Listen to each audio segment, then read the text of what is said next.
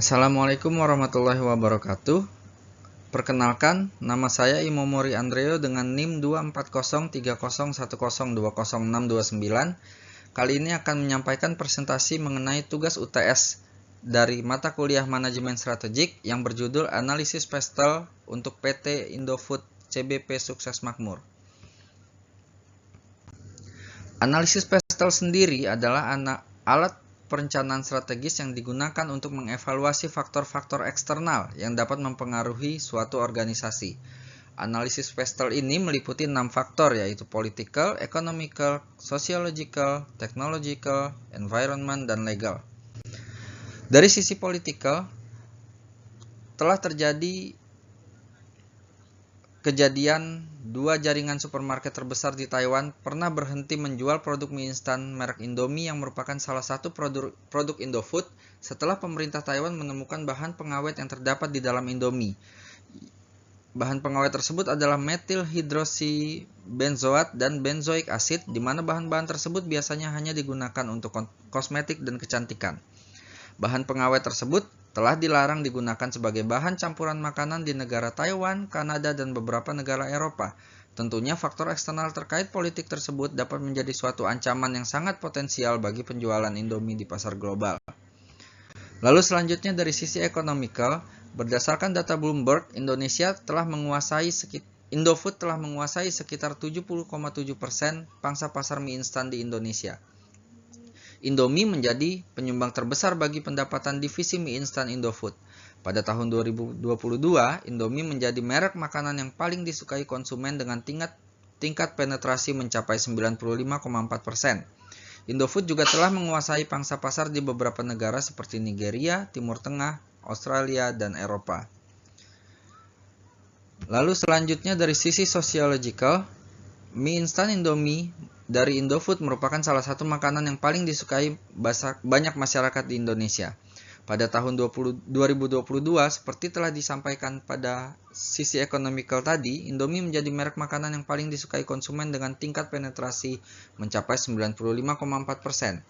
Di Indonesia sendiri, penggemar mie instan rata-rata anak kos dan anak perantauan karena selain cara memasaknya yang praktis, harganya pun murah. Selain itu, Indomie juga selalu mengeluarkan varian-varian baru khas dari berbagai daerah di Indonesia. Lalu dari sisi teknologikal, PT Indofood baru-baru ini meluncurkan varian Indomie baru yang premium, yaitu empal goreng dan telur balado.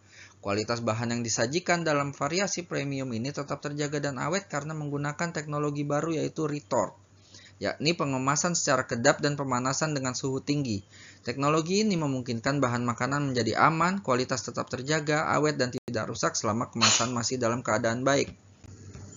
Lalu dari sisi environment, PT Indofood telah melakukan penanaman 1000 hektar lada di Kabupaten Bangka.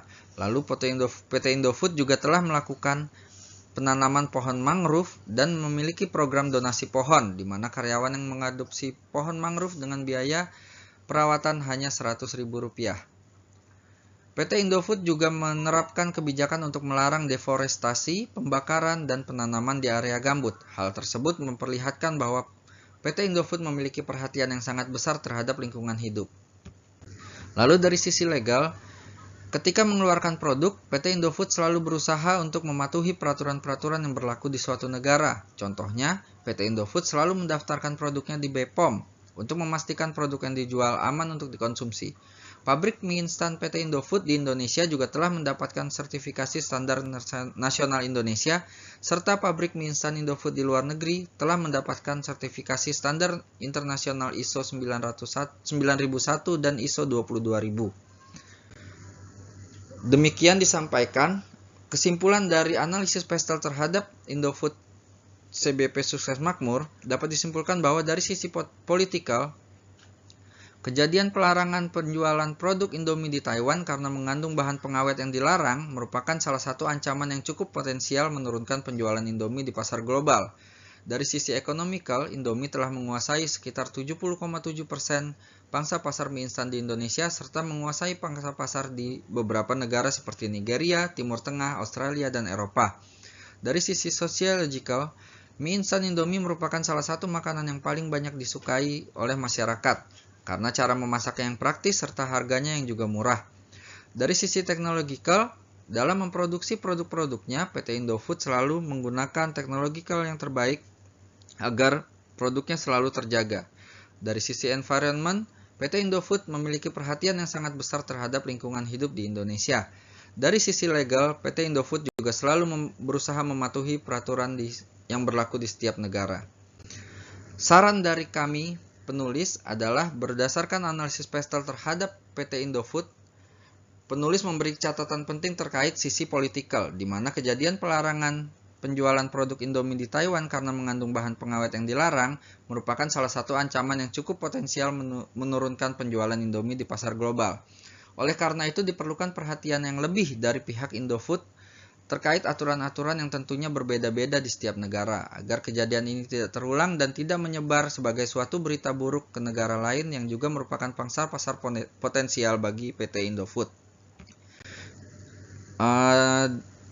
Berikut adalah referensi yang saya ambil dari kegiatan menulis terkait judul kami, analisis Pestel terhadap PT Indofood. Demikian disampaikan. Assalamualaikum warahmatullahi wabarakatuh.